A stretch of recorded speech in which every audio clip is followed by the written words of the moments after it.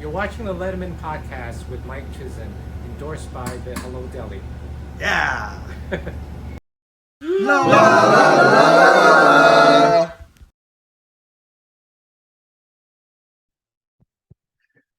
Welcome once again to the Letterman Podcast. My name is Mike Chisholm. I am stoked to be here. I am stoked to have the conversations that I have with all of the folks who have something to do with the David Letterman mythos, the unprecedented greatest body of broadcasting work in history.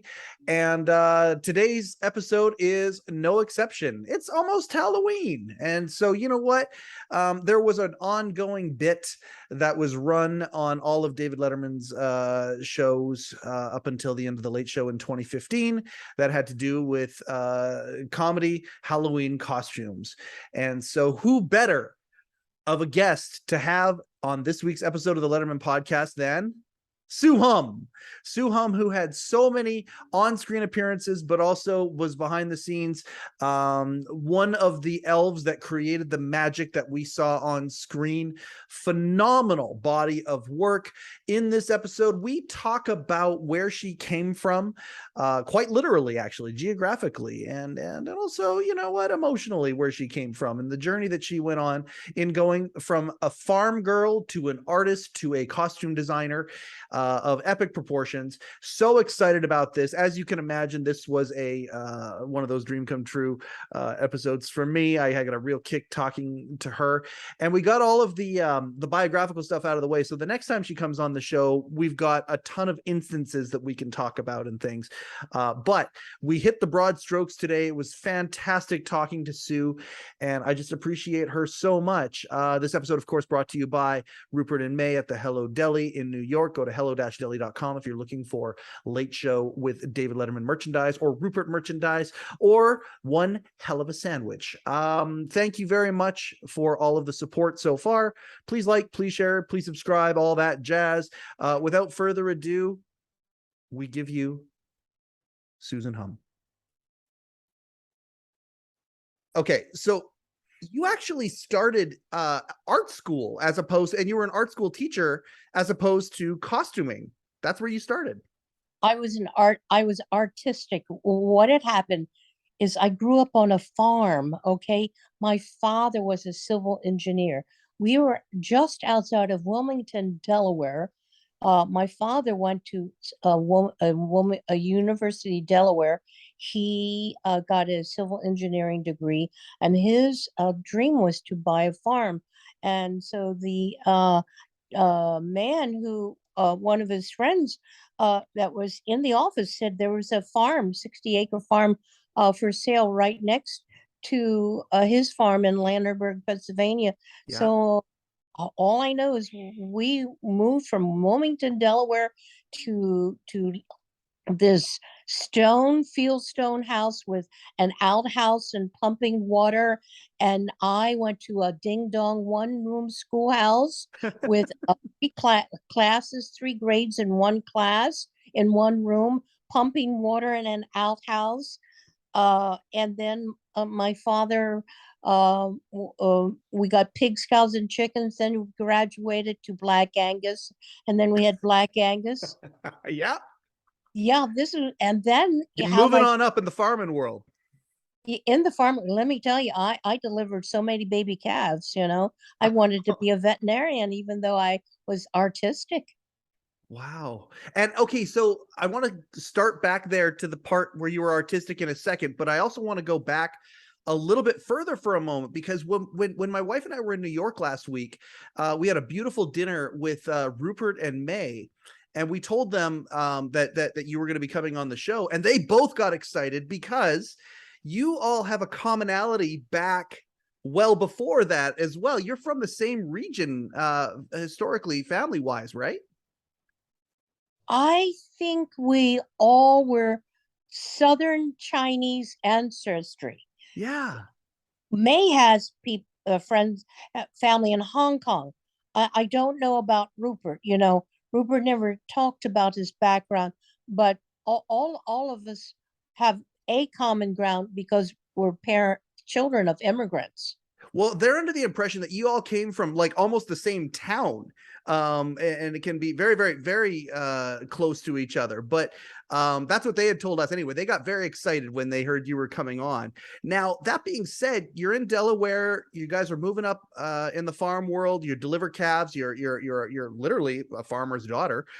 Oh, Um, Now, that being said, when this artistic flair came out of you and this desire, how was that viewed by the rest of the family? Because obviously it's a stark departure from farming. well, first of all, my artistic creativity started way before. First grade teachers started to notice that I was very good.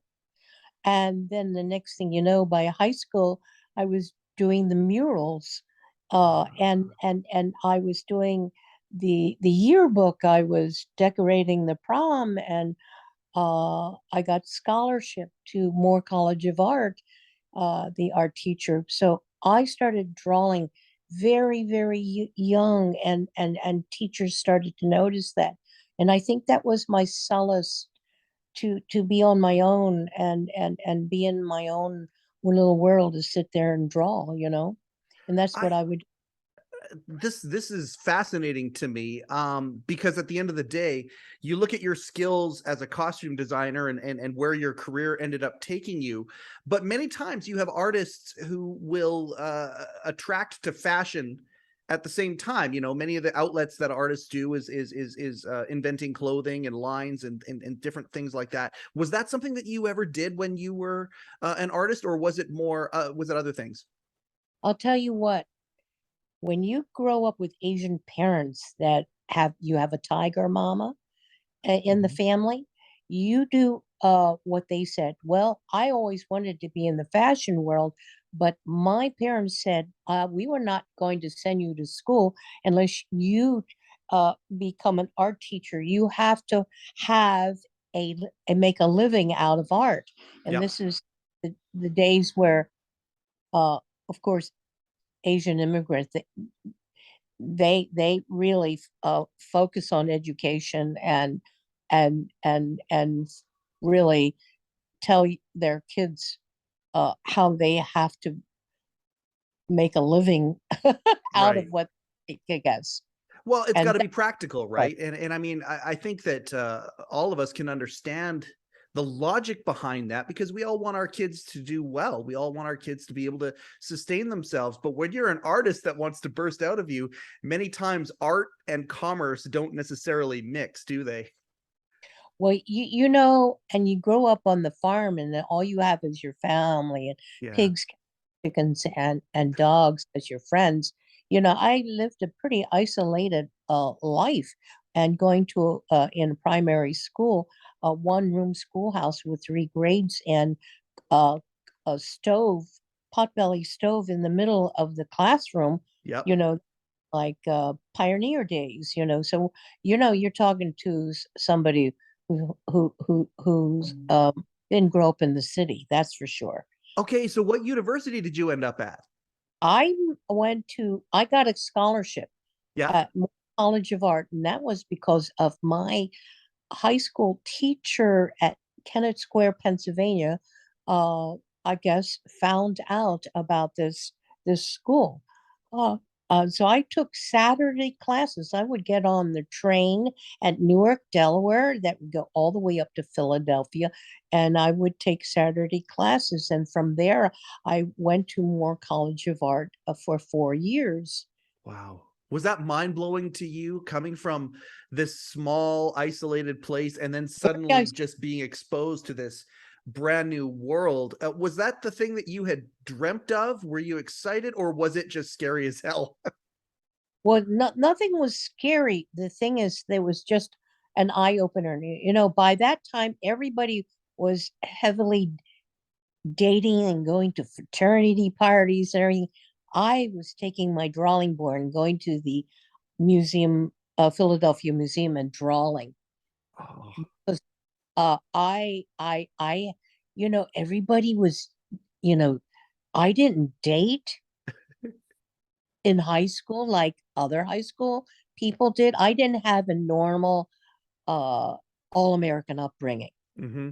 If you got Asian parents, you don't have an all-American upbringing. So Unless you live, university, you caught up for lost time, huh? whoa, boy, did I push the speed button by the time I got to New York. Yeah. Yeah. And one thing led to another, and I just thought, you know, um, I was just in the right place in the right time. I'm fascinated by this.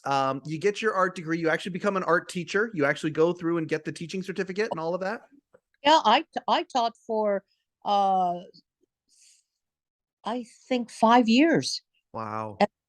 before, and then I got married to an aspiring actor. That's how I got into costume design, because I knew how to sew, and we went to my husband at that time was in acting in plays at a place called the Amateur Comedy Club at Sniffen Court at 36th Street between Lexington and 3rd. It was founded by the Steinway Piano brothers. Wow. Yeah. So he was in there was a gentleman's club that was putting on plays. And then one director came and we did Camino Real and Three Penny Opera. Yep. And then I ended up him telling me, oh, we're going to the Chelsea Theater over where BAM is in Brooklyn. And all of a sudden I go there and I start doing plays. I've done like over 25 plays and one Broadway show, and ended up getting a graduate assistance grant at Brooklyn College Theater Department. Yep. But then I knew more about theater and by practicum methods than just hitting the books and finding out what came after the Tudor period and the Renaissance, you know. This is all while teaching at the exact same time. Like, this is you basically taking that farm girl work ethic and having a career, but then working on a second career blossoming on the side of that at the same time. Yeah, well, that was well after I left the farm, you know. Oh, of You know, course, but yeah. on farm, you have, you know, that's working on a farm is busy, I tell you. You don't stop, you know. No. You got to turn on the tractor key and rake the hay, and you've got to you've got to feed the animals, and you've got to harvest, you got to put the hay in the barn, stuff Yeah. like that. And then, well, all of a sudden, you know, down there, um we became friends with Mennonites in Lancaster, and this family I know called the Wogamoose. I'm still friends with them. The father used to come and talk to my dad how to rotate crops and everything. So that family is a large family in Lancaster, and I'm still connected with them. You know. Oh, that's delightful. Oh, So if I have it right, you're doing the theater stuff for a while, and then did you end up on another world from there? here's what happened. Yeah. So like I get a I'm still teaching, get separated, get a divorce, Yep. not a costume designer yet, but want to be a costume designer from my theater experience. Yep. And through the connection of the Chelsea Theater and Robert Kaufman, who was the artistic director, who I put on the first play in the West Side Theater. Yep. I did the contractor, but before after that, I noticed I need to make a living, because now I have a 1-year-old child, Yeah, right? that's hard. Yeah. So I go to the network, and there you go. I ended up at another world, and then I started substituting for um uh costume designers who would go out on vacation to a couple other soaps. Yep. and kept getting connected. And there was a woman named Gloria who was in the design department at NBC, and I kept going up to her after I'd do a couple beauty pageants, ones that Trump owns, Yeah. that owned the Miss Universe and Miss Teen at What kind of USA. stuff would you do there? Like, did the contestants bring their own dresses in and you would help augment, or did you like dress a lot of these contestants? Oh, no, I would put on a Broadway show. All Okay. the contestants, Yeah. 50 contestants, I would have dressed up in a costume. I remember Tommy Toon and Twiggy. They were the dancers, and the girls were backup dancers, and What? they sing a song, and this would be a main little form of entertainment uh, of part of that show. Okay. And that's what I would do. Dress 50 individual contestants, Wow. Yeah. That's huge.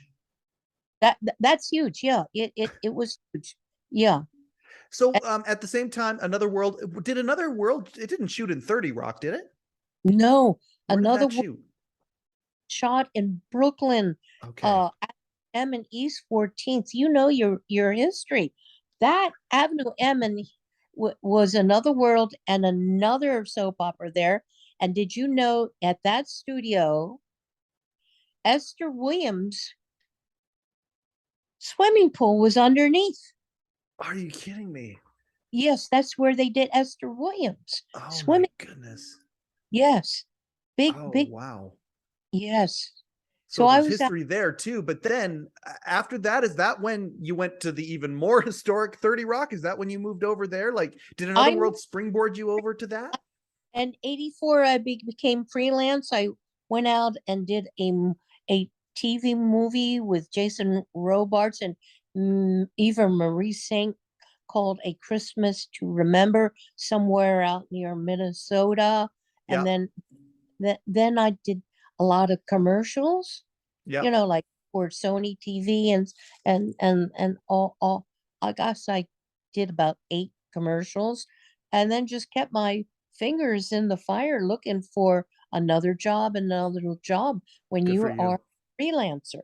Just grinding it out. And back, you talk about the TV movie. I don't know if there's an equivalent today to what the TV movie was back then. And a lot of young folks right now don't even understand that all the major networks would have throughout the week or the month, they Ye- would have a couple of TV movies of the week. And it was the network that would create these movies. I Yes, think the closest thing you'd kind of maybe compare it to now, or maybe Hallmark movies or something like that. That's kind of the similar kind of production. And some of these TV movies were gigantic, and they yeah. gathered cult followings on their own. Oh, yeah, yeah. I mean, for me to work with Eva Marie Saint and Jason Robards, Yeah, these are the finest uh, actors and yep, actresses. And when you dress Eva Marie Saint, and you you and it's 1930s um time, and I give her, and I'll try these shoes on, and she puts them on, and she says, I have never had anybody give me a pair of shoes that I just fit into just like that. It was such Aw. it was a lovely lady, you know. And it sounds like as you're progressing in your life and you are moving over towards the costume end of things, closing the chapter on the art part, it sounds like, duck to water. This is what you always wanted, and it's as good as you thought it was going to be. Well, one job led to another, and when you become an artist, you are always you have this fight in your mental um about where's my bread and butter, and how can I do an artistic endeavor that I can contribute to their ideas, you Yes. know. And one of them came closest. I did Andreas Vollenweider's Pearls and Tears. That was, I don't know if you know Andres Vollenweider. I'm not He familiar with that one. new age new age um um harp harp Oh, harp wow. play a Yeah. harp play. Yeah. Yes. Yeah. And Music you can meditate to. more than that, it's you take, you know, all the avatars that you've seen in the fantasies of Yeah. the world. He in his mind takes you somewhere, Oh, take wow.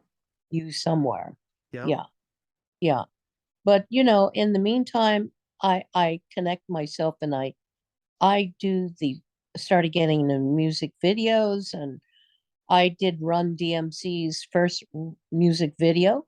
You're not talking about, that's not Walk This Way, is it? Yes. With Aerosmith?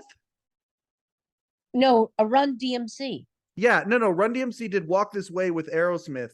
That was a big video at the time. Or It's Tricky or No, Tougher Than Leather. I'm trying. I did it with Larry Bud Melman was in it. One of the sequences. Yeah. Yeah. Okay, and is that your first connection to the Letterman show then? No, Letterman show was just out of the blue. Gloria from NBC calls me and says, "Oh, will you get a pair of ice skates? That's all I need." And I said, "Okay, I'll get it. Anything else?" And next week comes, okay, you're going to be here for a week, okay? And I never left. Oh, really? Now, when you got there, now, did They you know you wanted to stay? And then number two, in your wildest dreams, did you ever think it would last 3 decades? No, you know something? When I the reason why I think they put me in so many acting little bit parts is because I'm a serious person and I have a serious face and I laugh off the cuff, and now I've learned how to be silly, you know. But all my Asian upbringing, if you ever saw my brother or sisters, they are super serious academia, you Yep. know. Yeah, so I this is where it led me to, and I stayed there, and I watched Dave at NBC Days walk down the hallway with Meryl Marco, and Yep. they're chit-chatting away and throwing the football and getting to the studio, and Hal Gurney's there, Yep. and the crew all waiting for him, and by then, you know, I'm going, gee, this is pretty simple. But as time went by, Late Show grew and grew and grew, and everything was spontaneous. Yep. Everything off the cuff. Well, and I mean, I'm gonna get into that in a second here because I've got some stats and we're gonna talk about this. I'm gonna just kind of set the table, not just for the viewers and the listeners today, but also for you and I. Now, here's the thing. Every single time I get one of you on this program here, there's so many questions that I want to ask. Like, we go through the background and how you got there and all that stuff.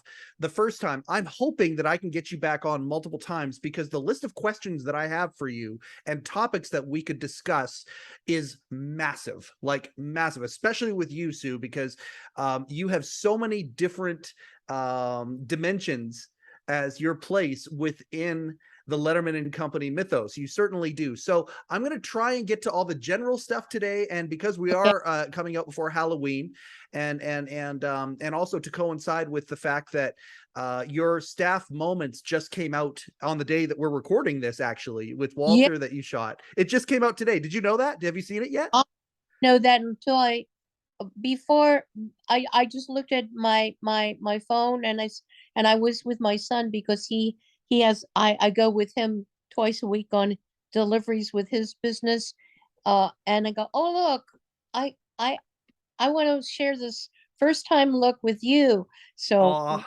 Oh, we saw it together. that's adorable. It's fantastic. So The other thing, again, setting the table, the other thing that I don't want to do is I don't want to just rehash all the moments that Sue talked about in that Yes. favorite moments. Go watch the we're gonna obviously in our Facebook group and what. Oh, go ahead. I did see it. Yeah, you I knew saw it. what they covered. Yeah. Good. Well, we'll maybe you and I'll talk about that in another episode. I don't want to just rehash that. People Okay. can go and they can watch it on their own. It's fantastic. I highly recommend it. Go watch Sue Hum's favorite moments. By the way, the music video that you did for Run DMC, which I did not have in my notes, was King of Rock, and that is so cool that you worked on a Run DMC video. I mean, Letterman, in the sense, the hippest talk show at the time, changed late night forever, changed the definition of a talk show, deconstructed it. Run DMC did the exact same thing for music. I mean, they changed an entire genre and helped create a genre. Man, Sue, you've worked on some cutting edge shit, man. Holy cow. I just went one thing through another. I mean, and also during my season doing plays, I was forerunner of new plays. Like I did Leroy Jones's plays and Ed Bullins's play when the Black theater started to emerge in the 80s. Wow. Most creative time for new writers to do. I did a Asian play, Frank Chilin's The Year of the Dragon. He's from San Francisco. That was at American Place, and that was on PBS Channel 13 as well. So I was like there in sort of that flux of artistic performing arts time, What a and sensibility to bring to late night. I mean, my wife and I were just in New York, as we've mentioned ad nauseum. Lots of people know that we were just there. But we went and saw Book of Mormon, and we went and saw Funny Girl. And when you look at Broadway level costume design or set design, boy, does it ever open your eyes when you're used to seeing, and no offense to local productions and local community theater productions, things like that, even the touring shows, no offense to any of them, but there is nothing like live theater in New York. And you being a part of that and taking that skill set and that expertise over to late night, it makes a lot of sense. And I think a lot of folks who greatly admire what you did within the Letterman run, it makes sense that you were somebody who had worked on Broadway and some of these other things, and were able to think outside the box. You have a quote here. You call yourself a jiffy costume designer. Every day is a new experience. Your assignment is to produce a costume or costume prop. Now, I want to talk about this. I want to talk about the Halloween costumes because it's the time of year. And I want to talk about Dressing Dave from NBC to CBS. Those are the things that if we can tackle those topics today, I'm a happy guy. Yes. Yes. So you get onto late night and you're going from working with Broadway caliber, the top of the top, and then suddenly you're making magnet suits and Velcro suits and Rice Krispie suits and things like that. Was that always delightful, or were there times where you were just like, oh boy, this is what am I doing here today? You know what it is? When I was at the Late Late Show and Dave did all those suits, that was the writers coming up with such concepts. Yep. They were incredible. All those costumes I made by hand. I did not take them to a shop because there was no time, because it was basically overnight. You had a lot of the Letterman things. I did them myself that were on the Daily Show because a costume shop would have a Broadway show Yep. in their house. Do they want to do something that is a less than 24-hour turnaround? That is even not profitable to them. Yeah. Not Yeah. even profitable. They would have They entire departments that would be involved in that. because they have deadlines with Yes. yeah. and my deadline was like I call a jiffy artist. So I found two shops that would run with me. One was Creative Costumes. Those girls, Susan and Linda, they were they were my sisters. I got this is what I got, and at that time, you know, the fax machine. We didn't have computer. We had Yep. a fax.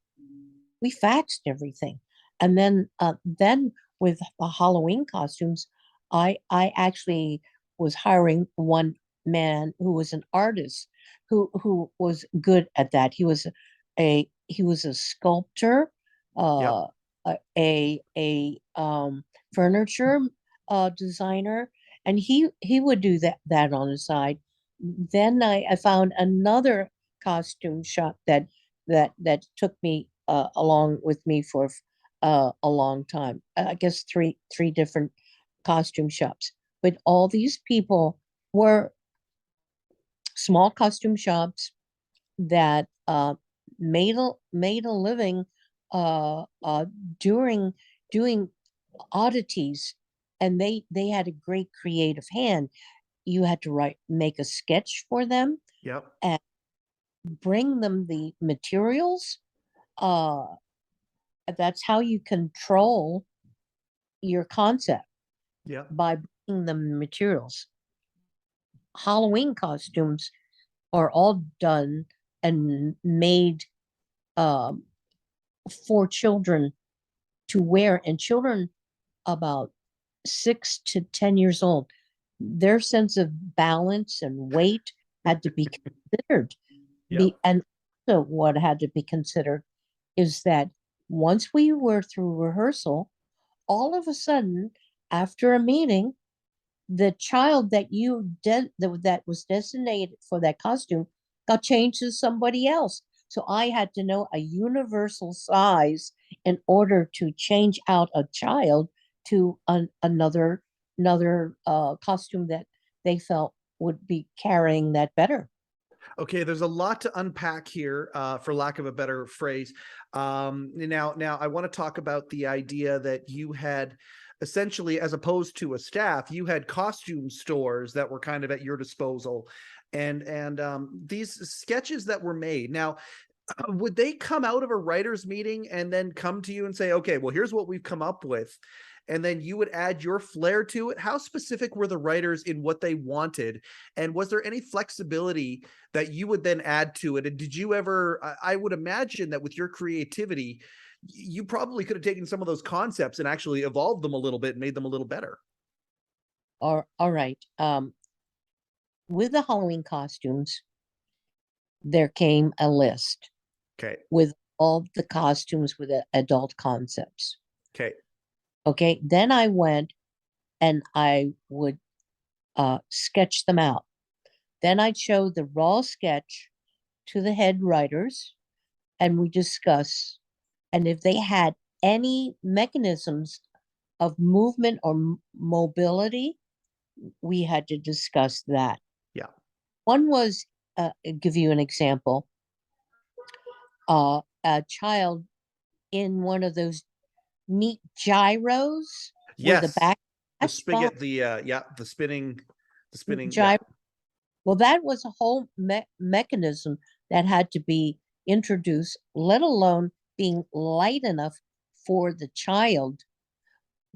Also knowing that Letterman's is parts, it's like a Broadway show stage, it's live, and you have to read the distance, and that's what Broadway designers do, because between the stage and the audience, what is readable has to be made in a shape or size to have that perspective. So just like your voice needs to project, the costume itself needs to project to, say, the person in the last row, that they would Yeah. need to understand what was happening. Yeah. Yeah. And my concept was, if you don't see it in 3 seconds, what I'm showing you, then it's all wrong. It's got to So it had be, to be simple too then. yes, very explicit. Yeah. Explicit. It had to read within 3 seconds that you've seen it. So between the writers, me asking specific writers who wrote the Halloween costume, Mm-hmm. plus the final list being run down with the head writers. Right. I would have maybe 3 weeks, 3 weeks, because that Halloween segment was one segment on one day of a show. Yes. That I would have basically 2.5 weeks to make 12 costumes and call the parents and ask them to measure the kids with my list and all that. I had one assistant and one wardrobe girl who maintained the wardrobe stock, Yeah. but it was a small staff. Yeah. Um, and Halloween every year was the most creative time for me. Um, and I tried very hard for the writers to visualize what their concept was that was satisfactory Yeah. to their eye. And Dissolve. this is like, okay, so this is outside. It's not like the show stops. It's not like, oh, okay, for the next month, Sue is working on Halloween costumes only for this one night, this one bit.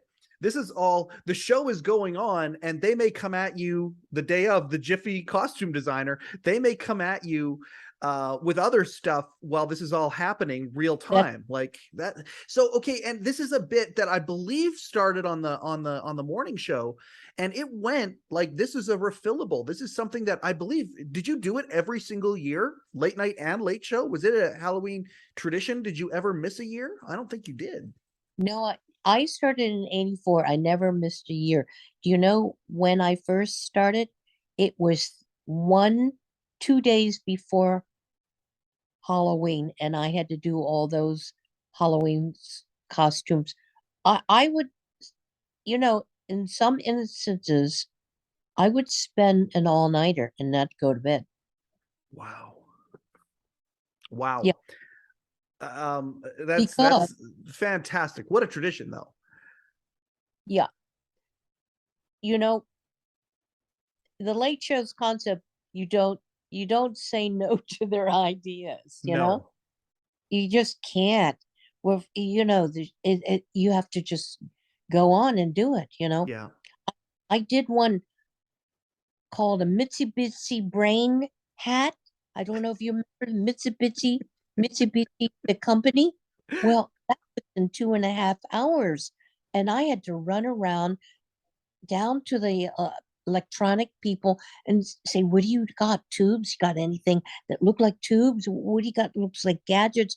And then I ran into my wardrobe room and got a shell outside of a hockey helmet and started building on that. And it had to be done by rehearsal. If it's not done by rehearsal, it's not going to happen. Oh man, the breakneck speed you had to work at. Okay, and let's go back to the kids for a second. Many times, I know later on for sure, but were the children that you had involved, were they always children of staff members and people close to the show, or were they ever actors, or both?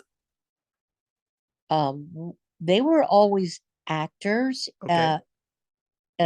in the beginning.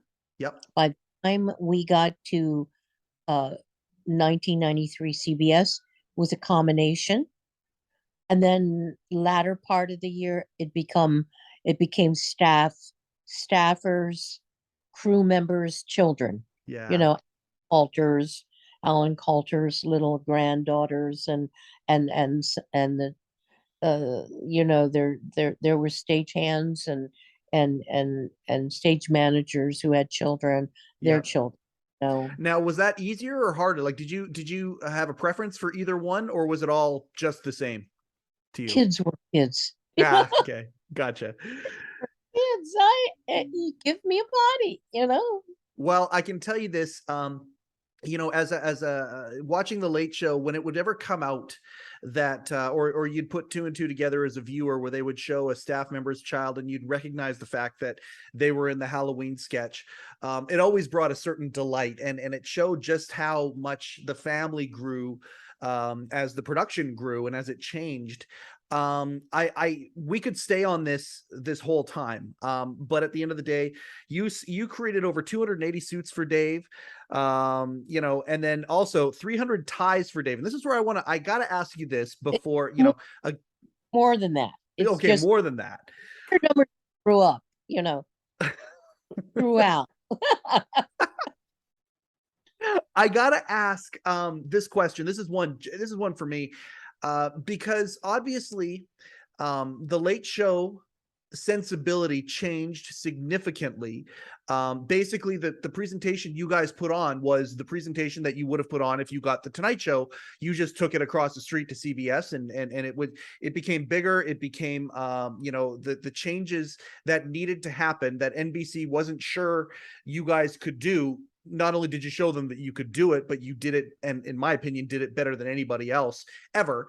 The only person being able to hold a candle, of course, to what you did at the Late Show at that highest level is, of course, Johnny Carson. And when you upped the ante, I've always wanted to talk to you about Dave's suits. I've always wanted to talk to you about Dave's attire, moving from late night to the Late Show.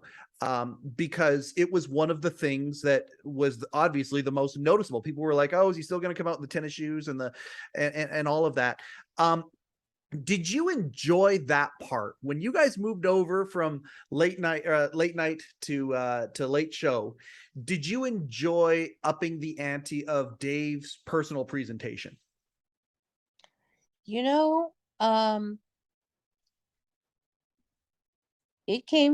The message that I got is that Dave is going to wear suits now. Yeah. CBS,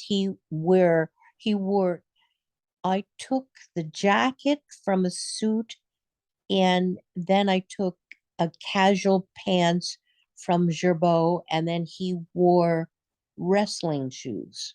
Yeah. That's what he wanted. Dave gave me an idea how he wanted to dress. Okay. Yeah. So when we got to 1993 CBS, David would only feel good in double-breasted suits, and that was because he's a man of habit, and we had double-breasted over at NBC. Yeah. So it was almost like a Linus blanket to cover him up more. Oh, interesting. A Linus blanket is such an interesting way of.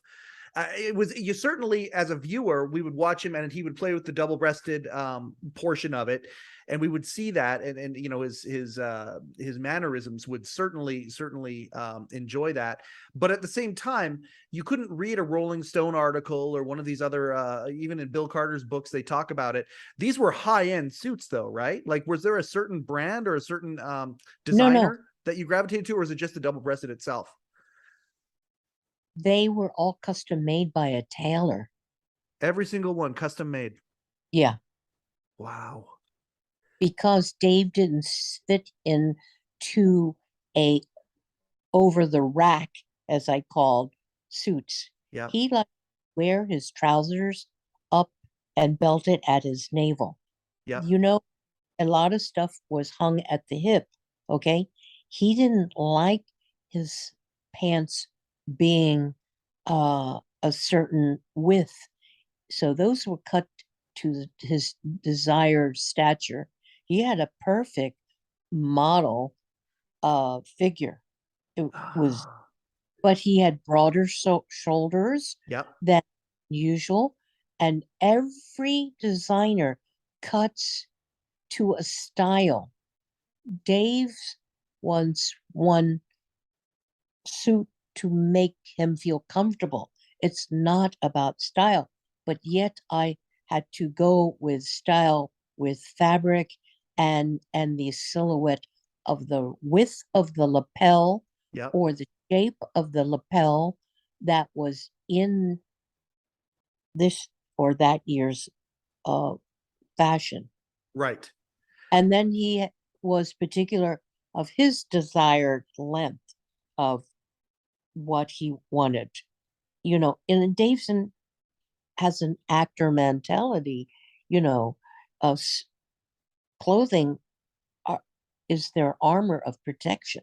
Yeah, absolutely. There's a feeling that you get when you're wearing, it's funny. I've become a collector of the jackets, of the production jackets that you guys have. I've got a few of them, and Oh yeah. it's funny when I'm going to ask you about that too. So that's one of the things I want to ask you about, but I want to stay on the suits for a minute here. Even when I put one of those on and I go out, it's funny how when you wear a certain piece of clothing, how much attitude or confidence, which I guess is type of attitude, but how much it can affect your emotional state. It's almost like armor, but it's not armor for the body because you think arrows are going to pierce you. It's armor for the mind about how you feel when you walk out. And it's, if I'm hearing you correctly, that was certainly he got a little bit of juice out of the suit that he wore when he walked out. Yeah, it's basically like I say, it has to make them feel secure. Yeah. That's the least, that's the most I can do for a performer, is to make them feel comfortable in what they're wearing. Can you imagine something tugging at your armpit? That's Yeah. going to you for an hour. And Dave has 1 hour to give his all to the audience. And that's what I keep in mind. You know, uh, I'm there to assist him to get on showtime when it's time. Yeah. And all of us on the staff we knew when all of us is all come to 5:30 taping. That's Yep. it. All the time you got to solve those problems. Even if you're running down the stairs to the backstage, you've got to do that. You've just got to put that 9 yards in. Everybody did that. Everybody did that. I appreciate that so much, and this is the sentiments that you have just said have been echoed from everybody, from writers to production to different people who have been on the show here. Everybody just kind of rallied around that, and Dave was the vessel for all of that effort, and all of that effort was there so he could put on the best presentation that he possibly could. It certainly was seen. I want to go back to the tailor for a second. Was it a tailor who has local, someone that you knew? Was it somebody who they dressed other celebrities, that sort of a thing? Or was it can I ask about that? Was it the same tailor the entire time? No, it was two tailors, and each one's were recommendations from someone at Bergdorf Goodman. That Okay. was a buyer at Bergdorf Goodman. He had given me two people, and he knew his fabric and everything. And the last tailor, you know, uh, he is in a documentary of the die-in art of building a suit and making a suit. This is a craft uh, uh, that he came from Italy, that they were trained how to make a suit. And he would make, we would we would buy have I would look through Bibles of fabric to get the right suiting and the lining. And this man, Oh, the lining. We heard a lot about the lining over the years, didn't we? yeah, we had to have this last tailor, after I chose the clothes and we took measurements with Dave.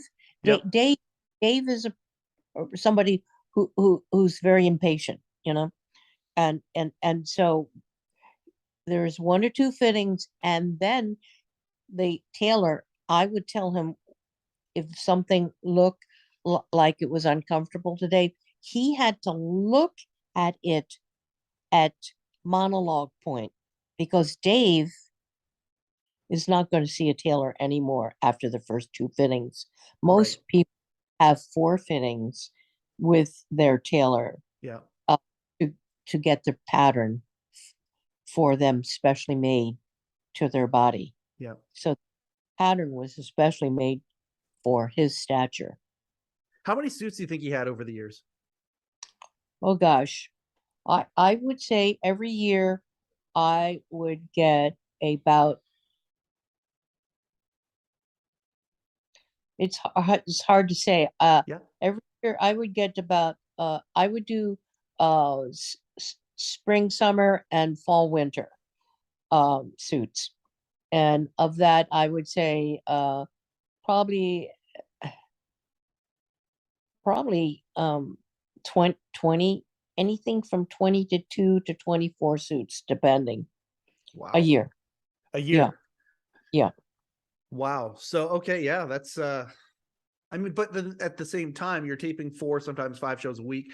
I mean, you're going I through stuff. I did have to rotate the suits because um if it's Christmas or a special occasion with the president or something, I take into account uh, what would look best for Dave for that that particular show with Was a there a best suit? Was there a this is the top, this is the best one that's in the entire roster?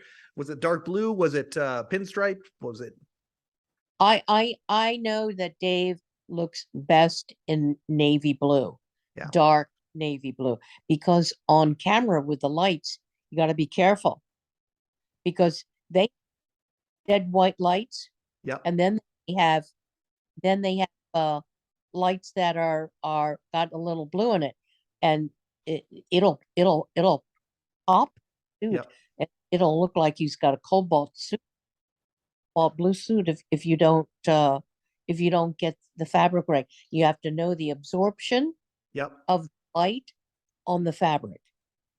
I appreciate this so much, and I mean, I could go down the rabbit hole and just ask you more and more and more questions about this. I don't know how many of members of our audience are fascinated by this. I certainly am. Thank you so much for letting me pick your brain about this. How many times over the years did people comment to you, "What is up with Dave's socks?" How many times have you heard that? Because I know he's certainly heard it a lot, and I know they were gray, not white. How many times did you hear that over your career? I heard all the time. They were custom made socks. What? They're not counter. They were Really? they were custom made. Okay, let me tell you. Dave had little particular nuances, and those are custom made socks. I went and got a sports sock at Saks, Yep. and that was just above the ankle. Okay. That's so now Dave wants them to be knee highs. You try to find knee highs in July. No, they don't come that way. But this special sports sock had terry cloth inside, Oh, cloth padding in the heel and the sole. So I had gold toe. I'm talking to a designer, a toe, a sock designer at Gold Toe. Gold Toe does it. And I send them specifically the sock, the color shade of black, gray. It cannot be deviate light gray, dark gray. It's got to be the right one. Yep. So they did it for him. They specially dyed those socks and knitted those socks and gave him umpteen dozen socks that he used, and he wanted the gray socks. yep. Well, you know what? Dave started out with wigwam socks. What's a wigwam sock? I don't know what that is. That's a wool sweat sock. It's a sporty sock. Okay. Dave is sporty. Yep. Dave is athletic. Yep. A person who is athletic, socks mean a lot to Sure. to comfort Absolutely. your foot with the shoe you're wearing. So that's how that all came about. Man, we're talking about David Letterman socks, and I could not be more excited about it. This is great. Thank you for this. I want to go to the jackets for a second here. Every year, a new Worldwide Pants jacket came out. Did you ever have any involvement in the design of those jackets? I had nothing to do with it. It was Dave and Mary. That was all Dave and Mary. Yeah. Okay. Do you That was still all. have any of your jackets? Have you kept anything from the show as souvenirs? Well, when we had to leave, you know, I had to um clean out the entire wardrobe room and my office. I have kept this Sarah Jessica Parker was going to this La Di Da thing in London, and she wore this peacock feathered flowered with butterfly hats. Yep. It got cut. I have it. I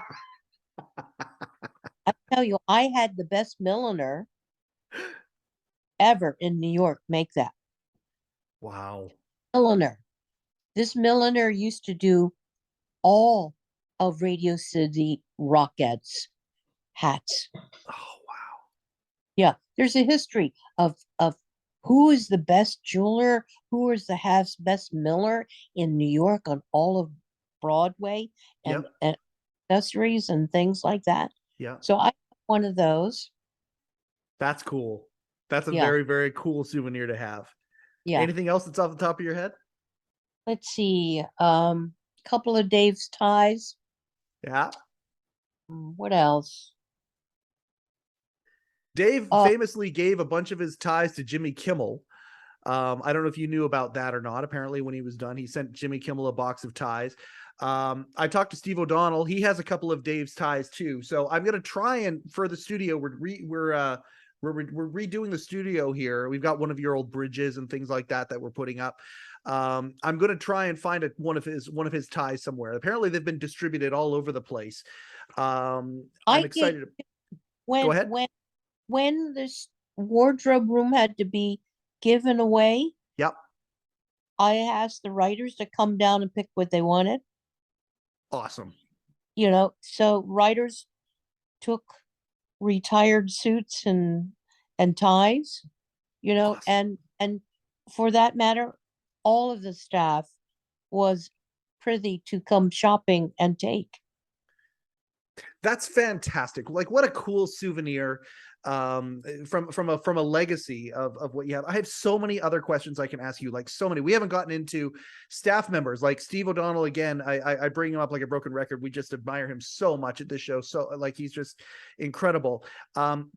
He talked about how you used to dress him up as a cop all the time. Whenever they needed a cop for a segment, oh yeah, bring Steve in, the big Irish guy. And he said you actually gave him the police uniform, or he ended up keeping his police uniform that you made for him.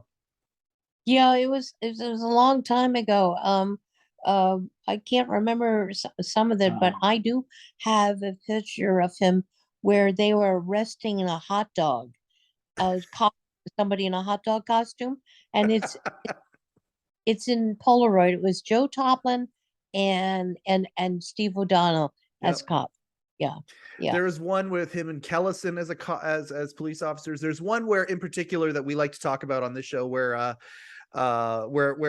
Dave had unpaid parking tickets, and so a forklift came in to tow the desk away. And I think Steve might have been the cop for that as well. But again, like the celebrities who have come on, again, everybody who's a viewer and a listener to this, please watch on the Late Show, or the Letterman, I should say, YouTube channel. Please watch Sue Hum's retrospective and all of that, and you'll get a flavor of how many. We haven't even gotten to the celebrities she's dressed up. Bruce Willis came out with a meat toupee once. I don't know, he came out with all sorts of different costumes whenever he would come on the show, and other celebrities as well. You've done so many things, and I don't know if you kept a diary or not, but my gosh, Sue, you must have forgotten more than you could remember of the things that you've done on that show, because so many of the things were, okay, we did it. There's the 30 seconds on screen. Now we're on to another thing. What breakneck speed you guys worked at? 30 seconds, 3 seconds. Are you kidding me? Yeah. For the Halloween show was, that segment was, what was it? I haven't taken a look at.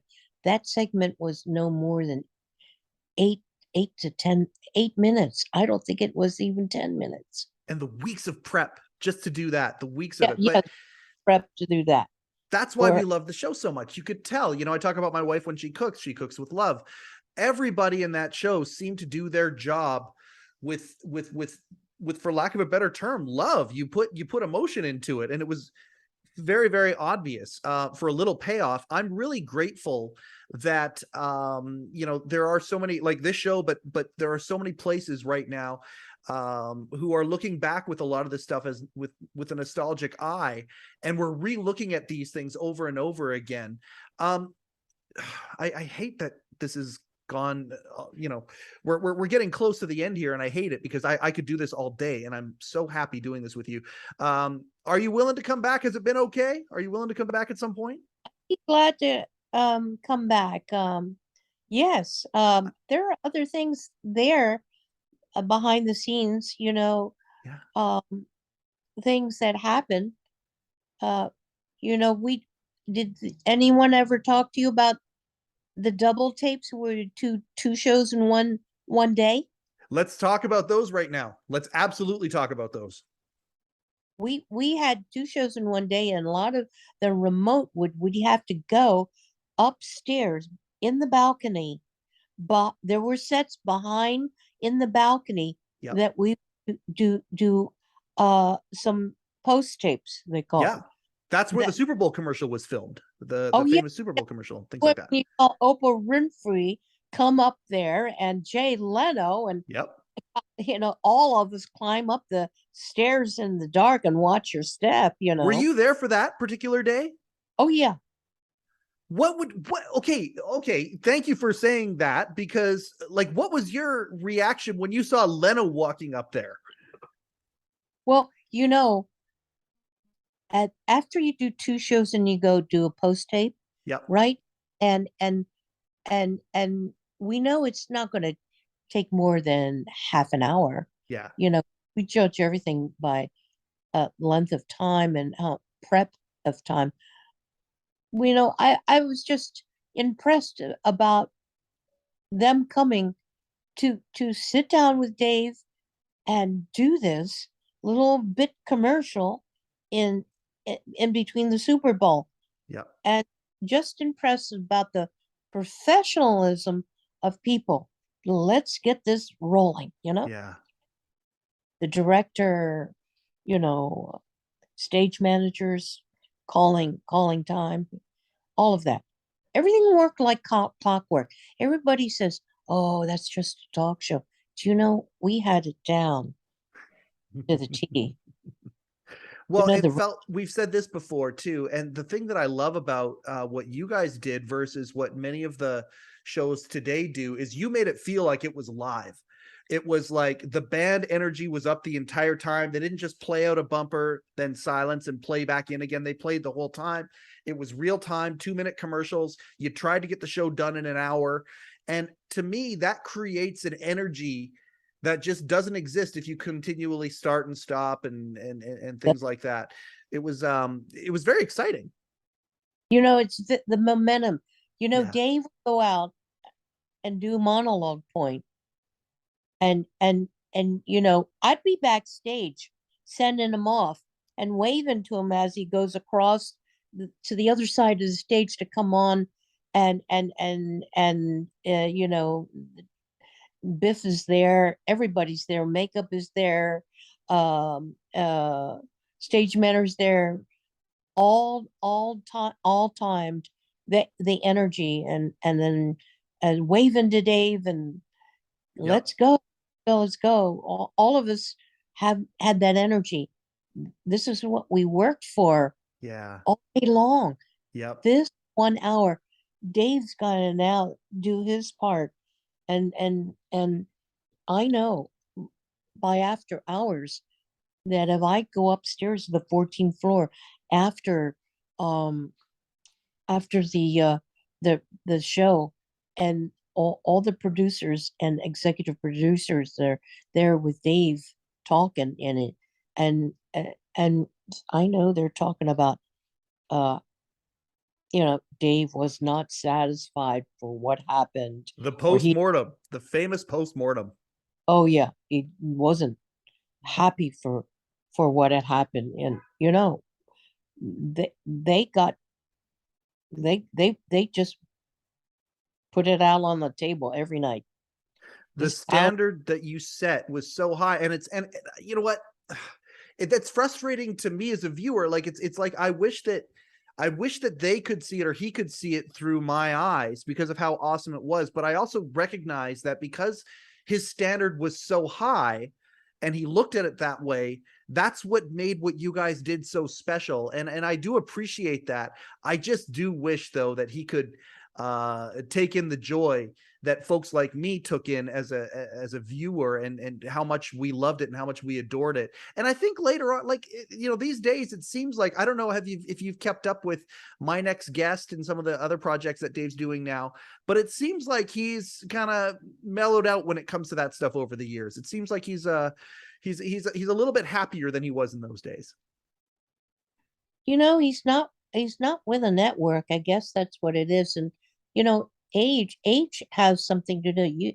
You don't have to answer to anybody but yourself now. And Dave is, God, he's accomplished.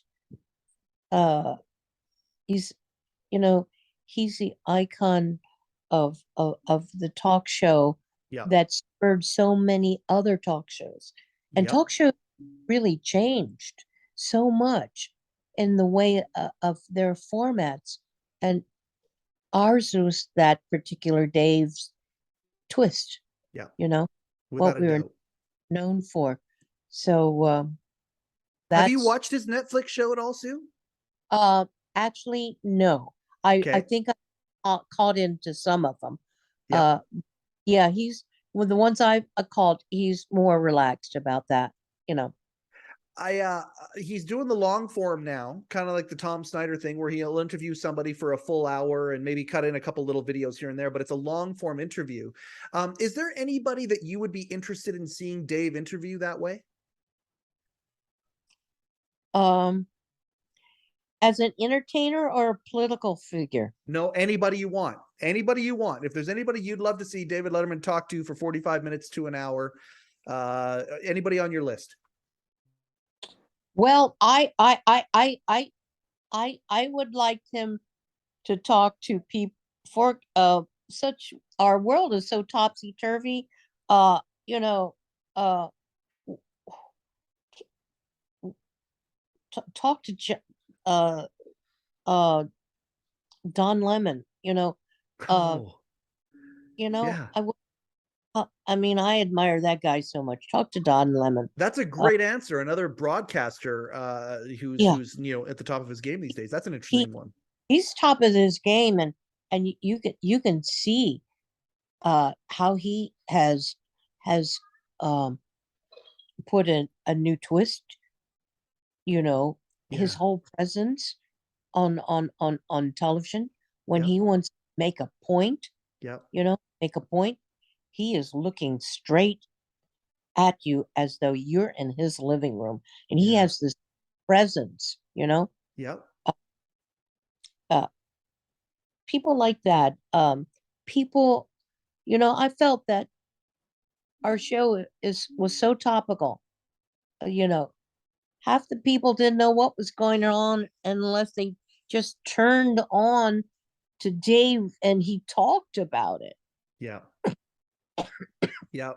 Well, and hey, I mean, the top example I think would have been, obviously 9/11, and when Dave, everybody was waiting to hear what Dave would say. And I think that's probably the biggest example of what you're talking about here. But it wasn't just those big, massive moments. It was the smaller moments as well. And I've said this on the podcast before. Me, as somebody who watched the entire evolution and appreciated the entire evolution, I'll tell you this, Sue, my favorite segment of the entire run that you guys did ended up being the first segment after the commercial break, from probably 2006, 2007 on.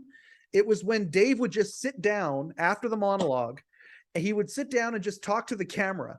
And sometimes he would just ignore a piece of comedy that was sitting there on a blue card, and he would just talk. Maybe he'd be talking about an event in the country, an event that happened to him, Yes. an event that happened on the staff. Like I just always wanted to see what David Letterman wanted to say that day. You know, what you see on screen and and you see behind the scenes, you know, he is such a sensitive man, and for the most part, what I know, he's a um an environmentalist, Yep. Yep. uh he is a big environmentalist, um and a lot of people don't know uh how he has reached out and donate his time and charity Yep. to very formidable issues of life.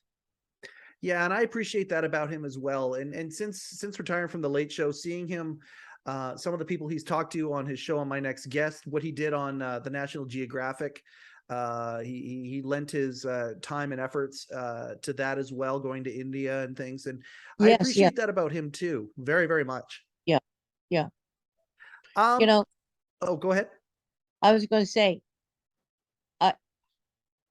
in all the years that I've been there, the one thing that I came away with is, those comedians in life are the most, how do I say it? They're most, their minds are far reaching in a humanitarian way, whether you're laughing or crying with Yep. them or over something, it is to the point. Well, they observe differently than I think a lot of us other humans I do. think The way so. they, yeah, Yeah, yeah. I couldn't agree more. I hate that we have to close this up, but we're going to close it up. We're going to do this again another day, and I'm going to come up with a list of things. The number one thing, by the way, here's where we're going to lead off the next time. We're going to lead off with Gerard Mulligan dressed as a cicada. We're going to lead off with that the next time you come Yeah, on. yeah. But I do want to finish off by saying, now, when you finished with The Late Show in 2015, was that okay? It's been 30 years, it's time to retire, or what are you doing right now? And let's just take it home with what you're doing right now, other than living in the apartment renovation that will never end. Other than that, what are you doing these days? Okay. All right. Quite frankly, I think what stopped me from doing any freelance, I did a little freelance with Brian Regan for a while, Oh, wow. and is I had um two broken legs in two accidents Oh my that gosh. needed to be recovered, plus an autoimmune situation. Okay. So that stopped me in my tracks for about 4 years of recovery. Oh my gosh. How are you doing now? I'm all right. I'm I I'm fine, but I you know recovering from three leg operations during the pandemic and being by myself and being in a wheelchair for 6 weeks and non-weight bearing from an automobile that hit me shit like that to recovery. Yep. you know i'm I'm good. I'm good now because my I I I chalk it up to my strong constitution from being a single parent and having a tiger mom and dad. You know? You may have become an artist, you may have become a costume designer, but that tough farm girl still remains. And I just can't thank you enough, Sue. This has been a real treat for me. I think you can probably feel that through the ones and zeros here as we connected. I can't thank you enough. I'll do a quick outro here and then we can say our goodbye privately. Okay. That is it, everybody. That is another episode of the Letterman Podcast. I'm going to keep on saying this until I don't have to say it anymore. Please subscribe, please share, Please leave a positive comment. Even if you don't feel like it, we'll take positive comments that you don't mean. No problem at all. Please keep doing that for us. We appreciate this so much. We just want to keep these stories of everything that happened with David Letterman Company alive. We are so grateful for the reception that we've received so far, and you ain't seen nothing yet. We got a lot of very cool guests coming up. We hope you have a fantastic, happy and safe Halloween. My name is Mike Chisholm. I am the host of the Letterman Podcast, coincidentally with Mike Chisholm. Thank you and good night. Overcoat and underpants.